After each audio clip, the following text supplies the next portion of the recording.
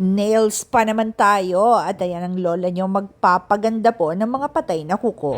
Tara guys, pasok po tayo at ayan, napakaganda ng loob. Ang ambience talaga naman. At ayan, nakababad na po ang mga patay na kuko ng lola nyo.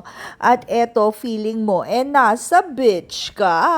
Wow! Very relaxing at mukhang makakatulog po ata ako dito. At ayan po ang kanilang kisame. At eto na guys, inuumpisahan na po ang aking paa. Kinakayod na po ang aking mga kalyo para naman magmukhang baby smooth ang aking mga talampakan.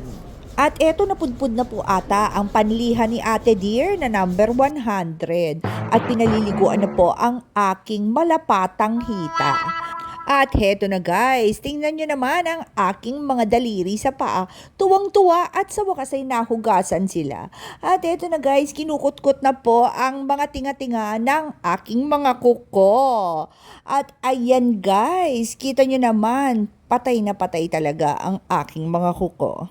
FYI, sabi ni Ate Dear, ay nakasteril po ang kanilang mga tools para hindi po tayo magkahawa-hawaan ng kung ano-anong mga sakit. At matapos po niyang linisin ang aking mga patay na kuko, hinimas-himas naman po niya ng sea salt para po mamaya pwede na po siyang iperito.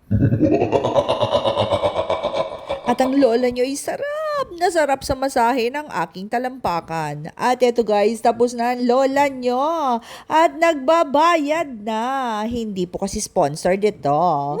Lola nyo, tapos nang umarte-arte at magpaganda dito ng mga patay na kumuko. Thank you guys for joining me today. At wag po ninyong kalimutan mag-click ng like and subscribe button para updated po kayo sa mga uploads ng lola nyo. Bye!